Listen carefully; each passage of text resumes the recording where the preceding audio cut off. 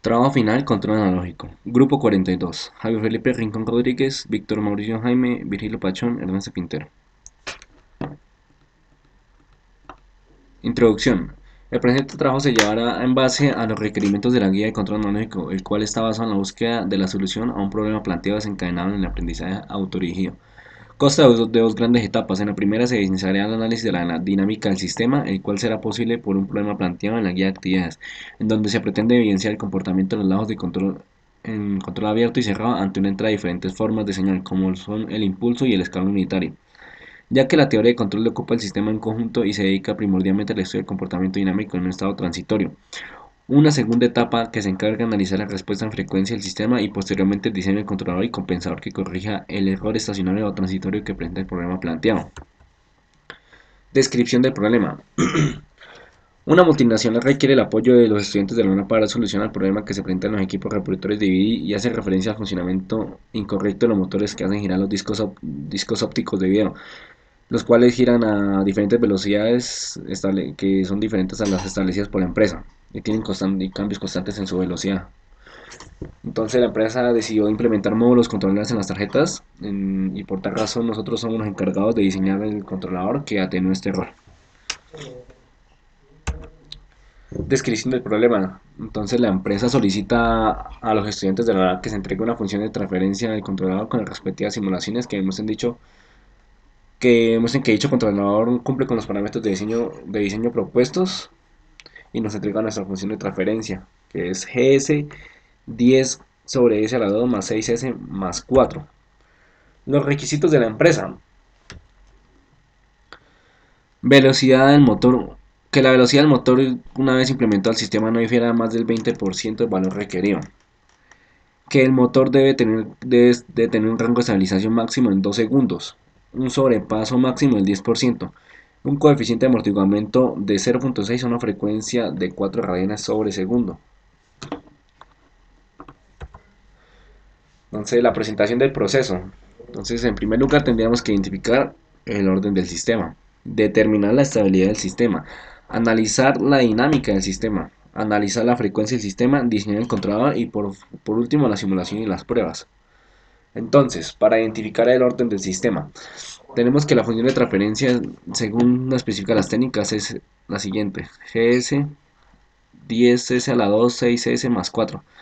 Entonces, en primer lugar, tenemos claro que es un sistema de segundo orden. Entonces un sistema es de un sistema al grado de un polinomio característico. Esto es el número de polos que tiene el sistema en sus conjuntos. Los polos serán las raíces de factores de la ecuación característica en el denominador que sean comunes en el número de la función de transferencia.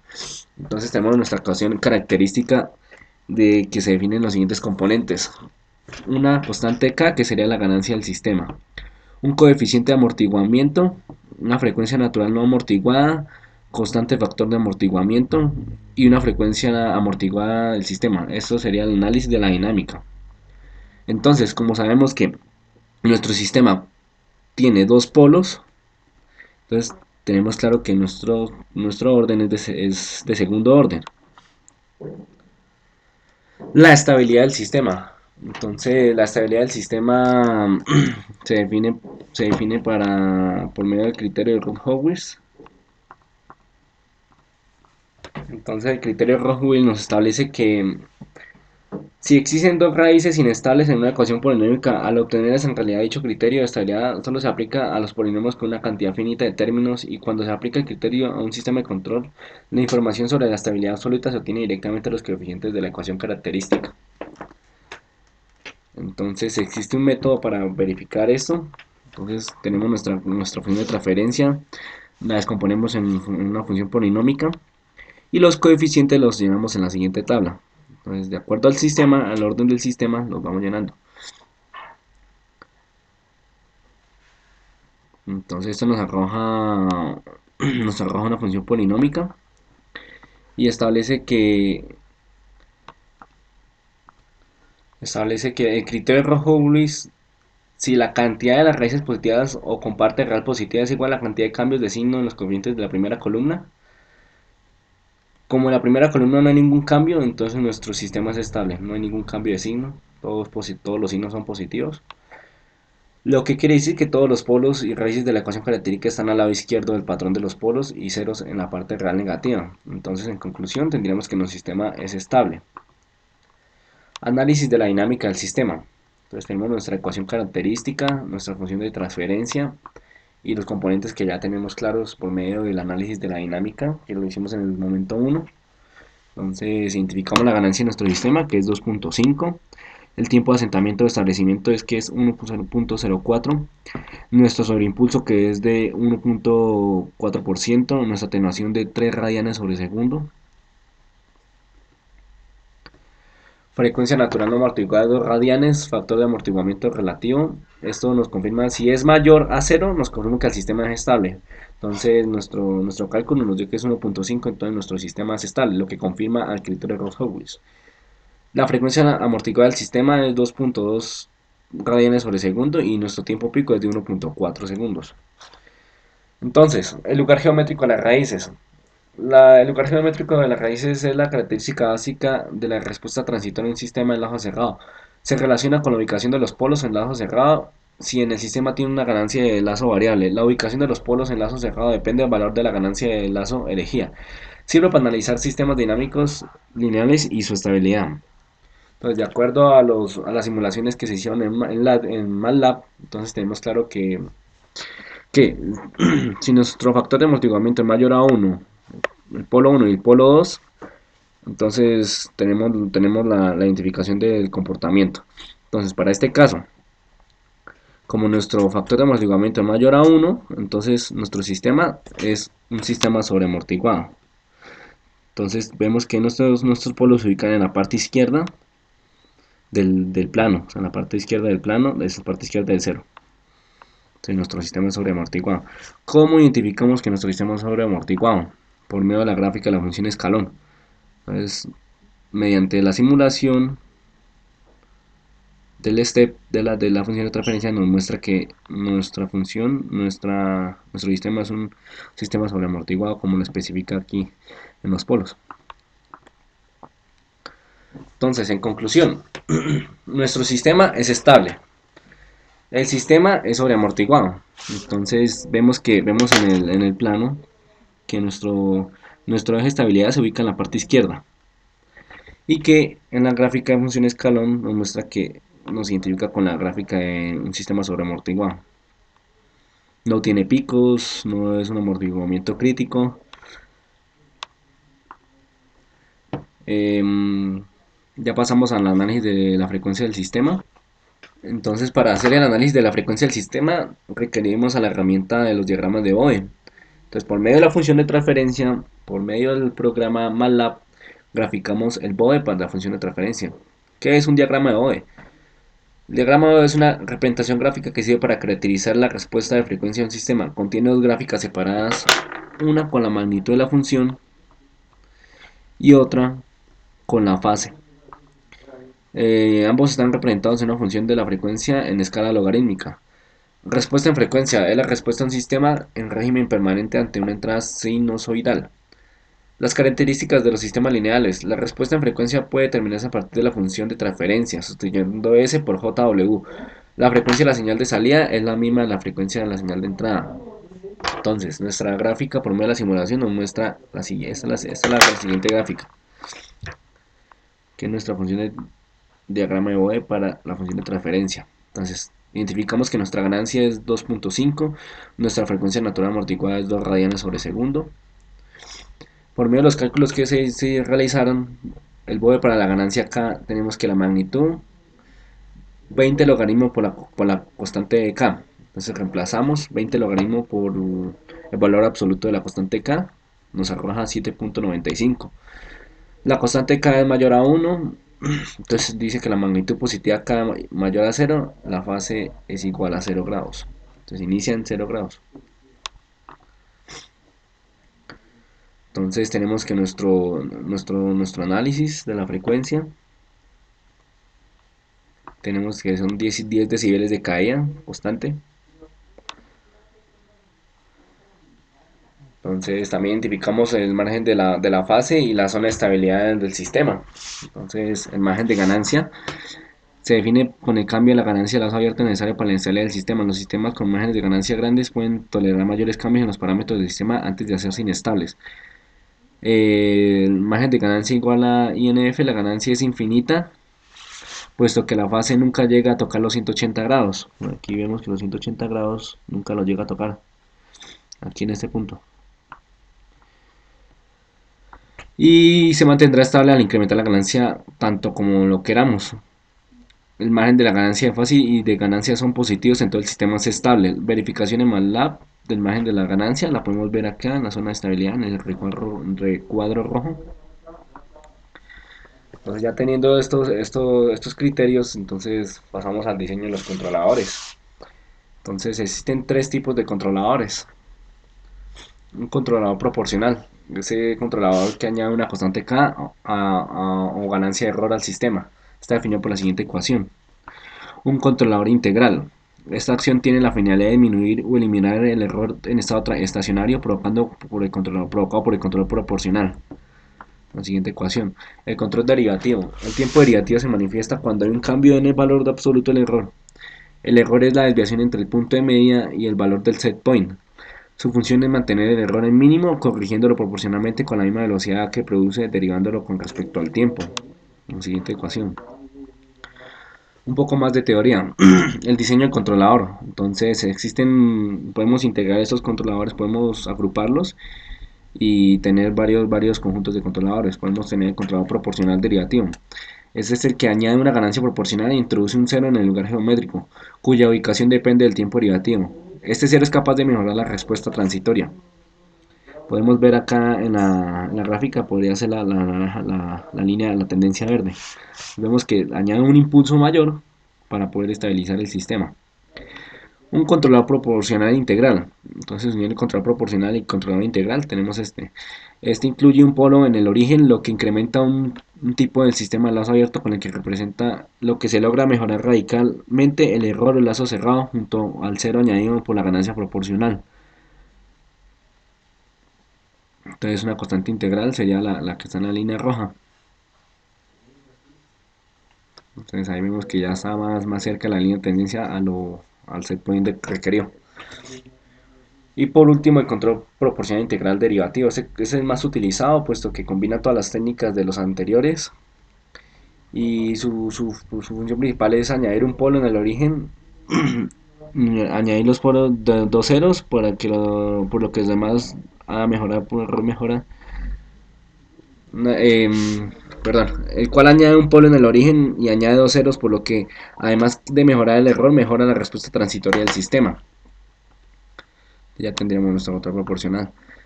Entonces, ya tenemos un resumen. Entonces, para entender un poco más sobre estas constantes y estos controladores, un controlador proporcional puede juntar como el valor de ganancia del controlador un porcentaje de banda proporcional.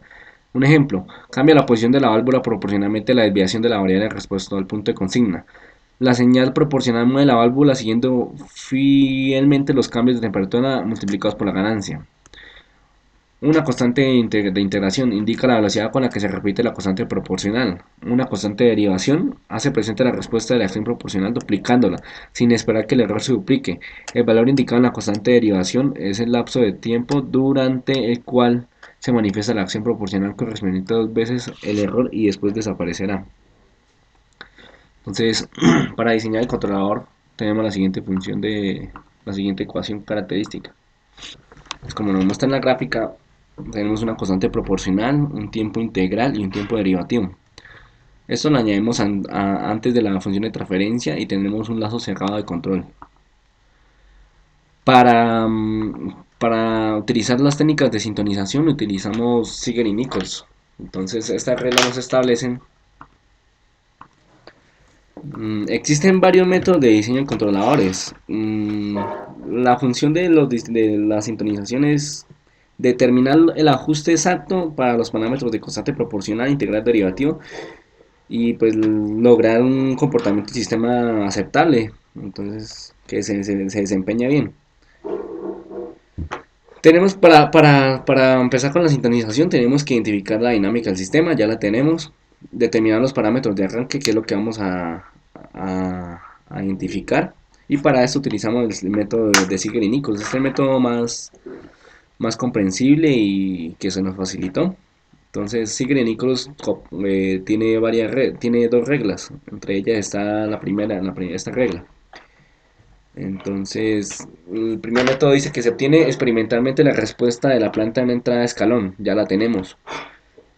Y si la respuesta no tiene oscilación y además posee un retardo tal que se forme una S, esto es lo que teníamos, un factor de amortiguamiento, un factor, nos lo llama sobreamortiguado, se pueden obtener los parámetros del controlador PID. O sea, esta técnica se nos facilita y se adecua al requerimiento. Entonces, ya tenemos, esta es la ecuación para hallar los parámetros de arranque. Por medio de esta tabla podemos empezar a desarrollar los cálculos. Entonces tenemos que hallar un tiempo L y un tiempo T, que son los parámetros iniciales para poder hallar los parámetros de arranque y definir y pues hacer la intersección de la tangente de nuestra función escalón. Entonces, por medio de MATLAB, la función escalón, trazamos nuestra tangente y definimos los tiempos definidos. Entonces, tenemos que un tiempo L de 0.3 y un tiempo T de 1.7. De ahí ya arrancamos a realizar las técnicas de sintonización por medio de las ecuaciones establecidas en la tabla. Entonces, para el controlador proporcional tenemos una ganancia de 5.66.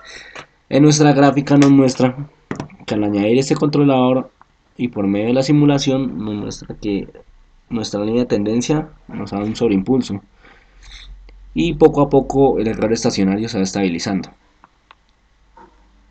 El estado transitorio y el estado estacionario se va estabilizando hasta lograr su punto requerido.